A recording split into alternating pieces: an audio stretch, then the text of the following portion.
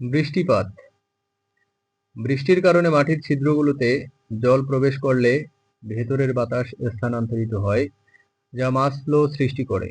উদাহরণস্বরূপ, ভারী বৃষ্টির পর জল যখন মাটির ভেতরে প্রবেশ করে, তখন মাটির বাতাস উপরের দিকে অথবা পাশের দিকে সরে যায়, যা মাস ফ্লো এর মাধ্যমে গ্যাসীয় উপাদানগুলোর মিশ্রণ ঘটায়। Rainfall: when water enters the soil pores due to rain, the air inside is displaced, which creates mass flow. For example, after heavy rain, when water enters the soil air moves upwards or sideways, which mixes the gaseous components, show mass flow.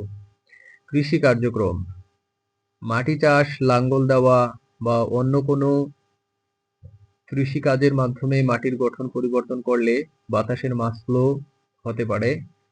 উদাহরণস্বরূপ, লাঙ্গল দেওয়ার সময় মাটির নিচের বাতাস উপরে আসে এবং উপরের বাতাস নিচে যায়, যা মাস ফ্লো তৈরি করে এবং এই মাটির বায়ু চলাচল বাড়ায়।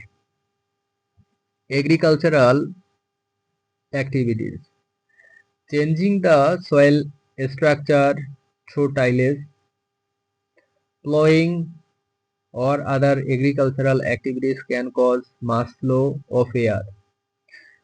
For example, when plowing, the air below the soil comes up and the air above goes down, which creates mass flow and increases soil aeration. ভূগর্ভস্থ জলের স্তর।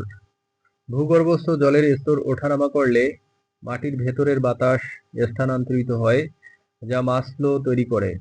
উদাহরণস্বরূপ, গ্রীষ্মকালে ভূগর্ভস্থ জলের স্তর নিচে নেমে গেলে মাটির নিচের বাতাস উপরে উঠে আসে এবং শীতকালে জলের স্তর উপরে উঠলে বাতাস নিচে নেমে যায়, যা মাস ফ্লো ঘটায়।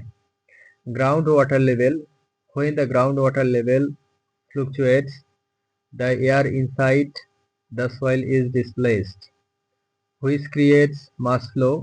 For example, in summer, when the groundwater level drops, the air below the soil rises, and in winter, when the water level rises, the air descends, which causes mass flow.